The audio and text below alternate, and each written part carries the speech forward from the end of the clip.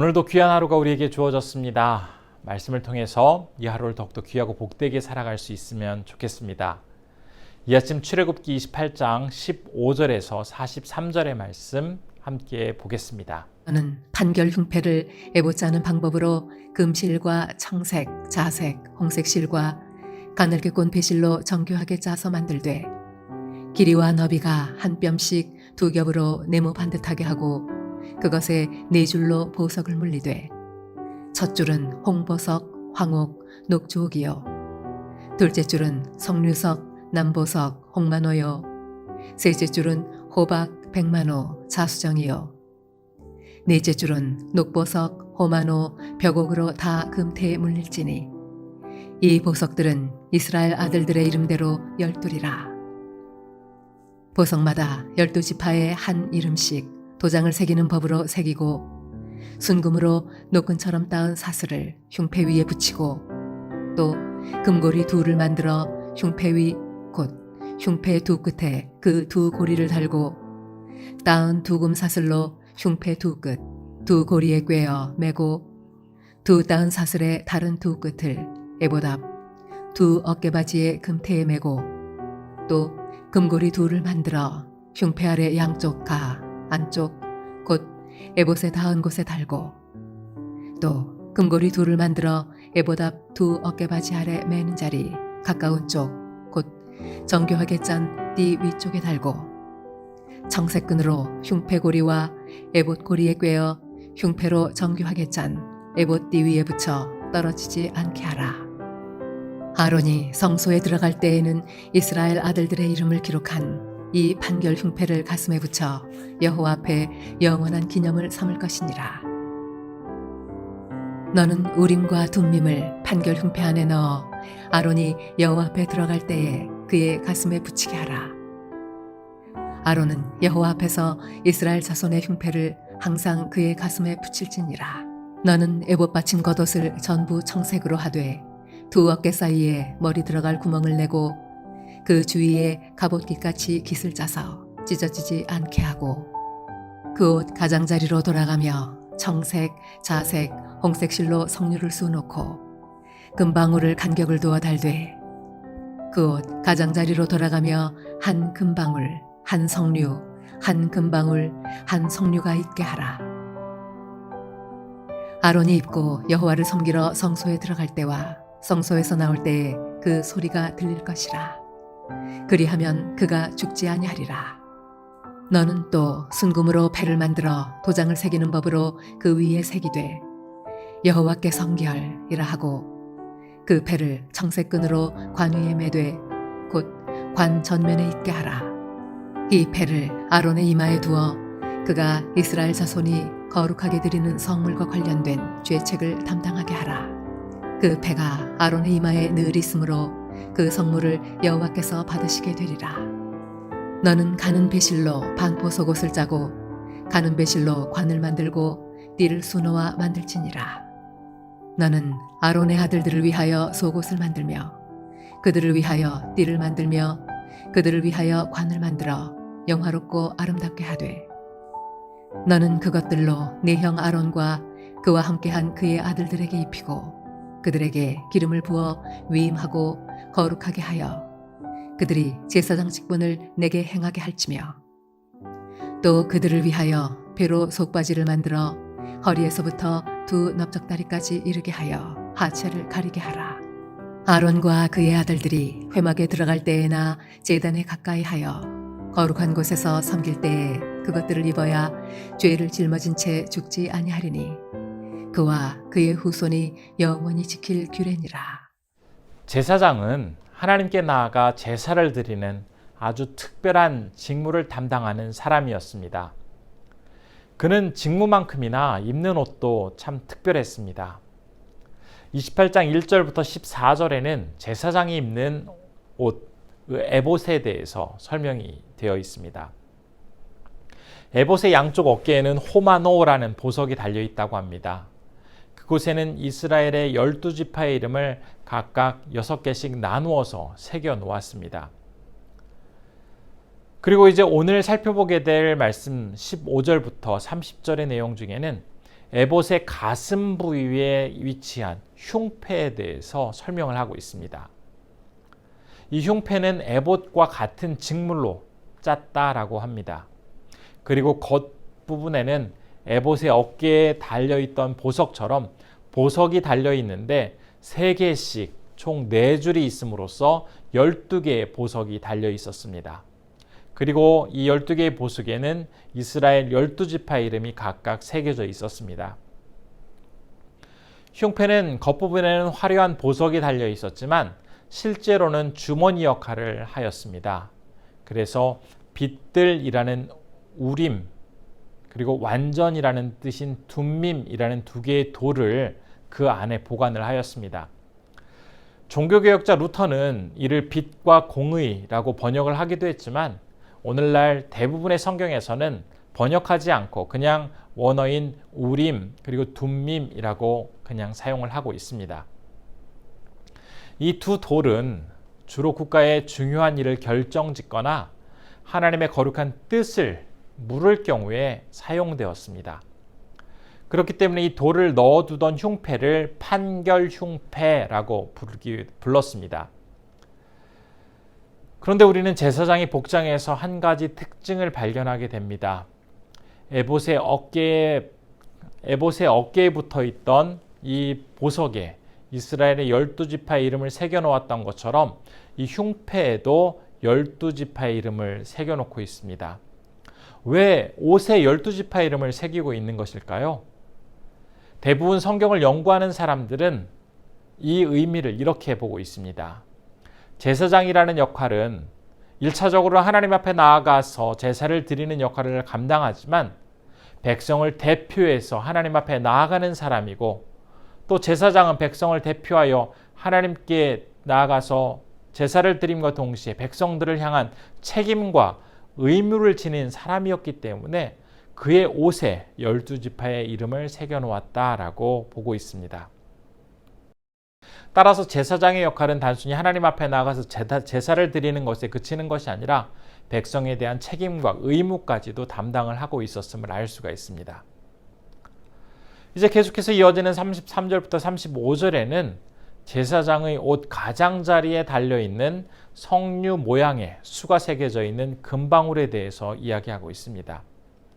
이 금방울은 성막 안에 이제 제사장이 들어갔을 때 움직임을 밖에서 사람들이 추적할 수 있도록 도와주는 기능을 하고 있었습니다.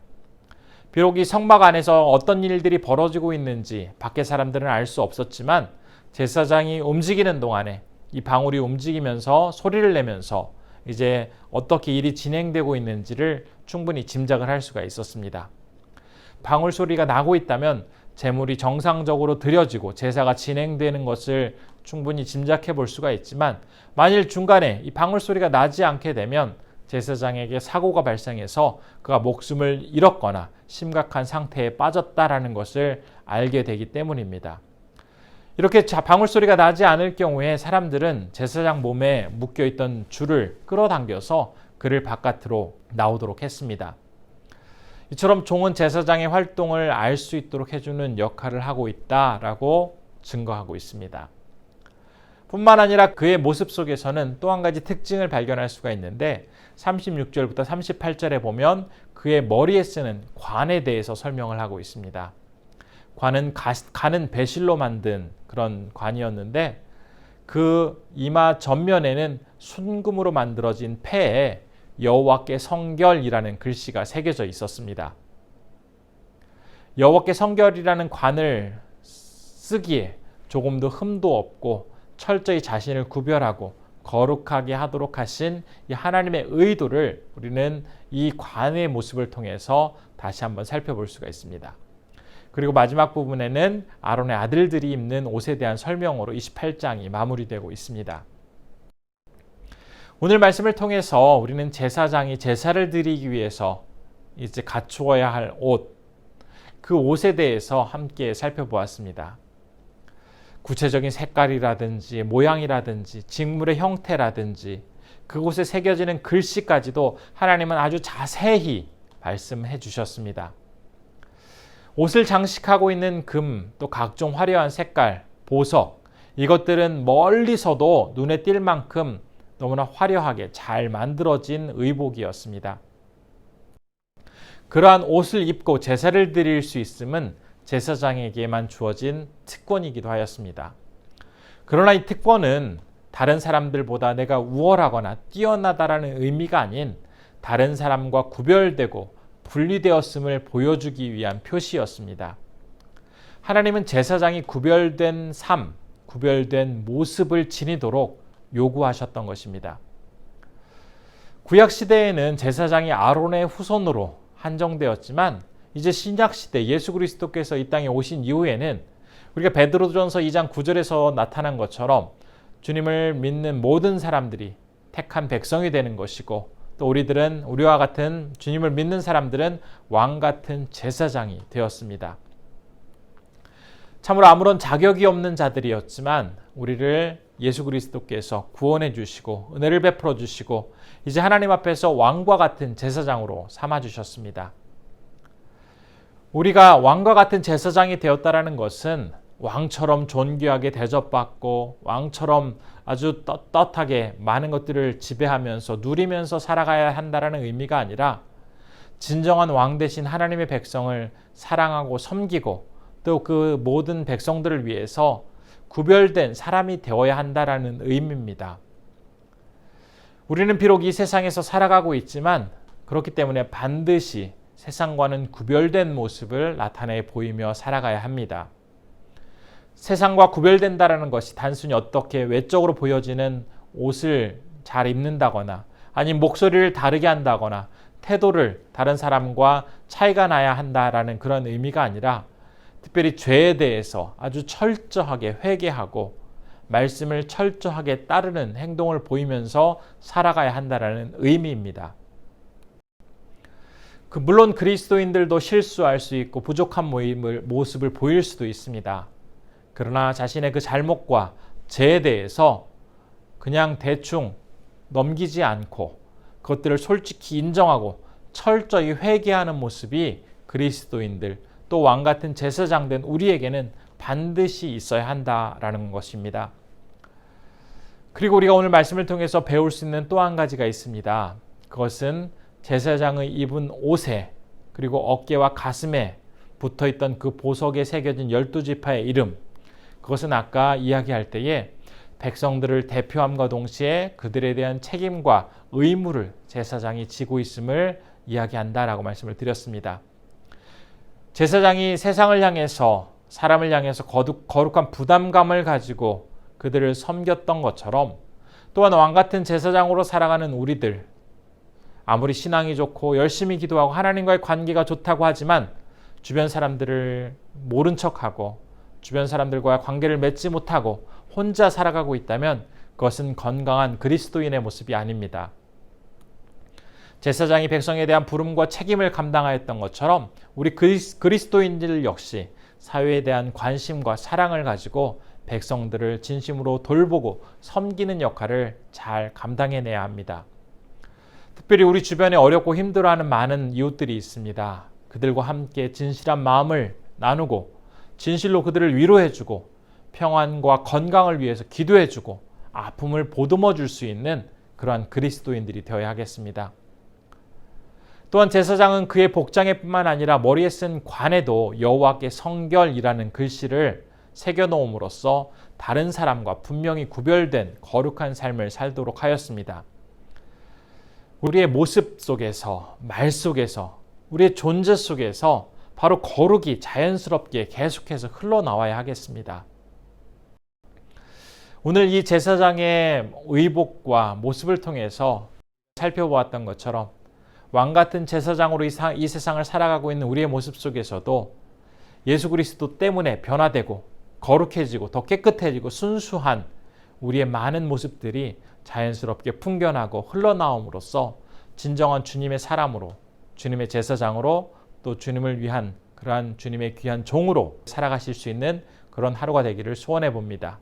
이 시간 함께 기도하겠습니다. 첫 번째로는 세상에서 구별된 자가 되어서 하나님의 자녀로서 참된 모습이 나에게 나타날 수 있도록 인도해 달라고 기도해 주시기 바랍니다. 두 번째로는 이웃을 진심으로 돌아보고 섬기며 온전한 사랑을 보이는 그런 자로 살아가게 해달라고 기도해 주시기 바랍니다. 세 번째로는 필리핀의 장성환 이주영 선교사님께 건강과 은혜를 더해 주시도록 기도해 주시기 바랍니다. 기도하겠습니다.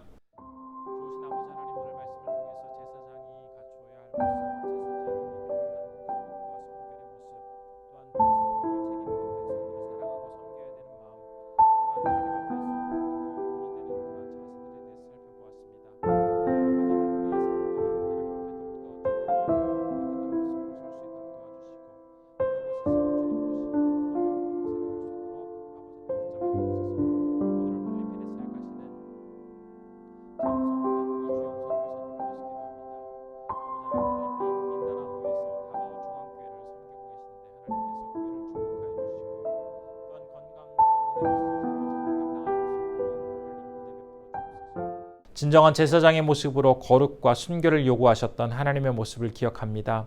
또한 제사장은 세상을 향해서 백성들을 향해서 책임과 의무를 다하는 역할까지도 감당하였습니다. 우리 또한 세상과 이웃들을 향하여 맡은 자로서 믿는 자로서 그 역할과 책임을 다할 수 있도록 우리에게 지혜와 용기를 더하여 주시옵소서. 오늘은 필리핀에서 사역하시는 장성환 이주영 선교사님을 위해서 기도합니다. 섬기는 다바오 중앙교회를 통해서 더욱더 많은 영혼들이 하나님 앞에 돌아오게 하시고 건강을 허락하여 주시고 사역 가운데 하나님의 은총이 더욱더 충만할 수 있도록 우리 선교사님 붙잡아 주옵소서. 오늘 이제 귀한 선교사 우리 성도님들 하나님께서 건강으로 지켜주시고 삶의 현장에서 거룩한 모습으로 다시 한번 세상을 맑히고 밝히는 귀한 사역을 감당하실 수 있도록 하나님께서 함께해 주시길 간절히 소원하오며 이 모든 말씀 우리 주 예수님의 이름으로 기도드리옵나이다. 아멘.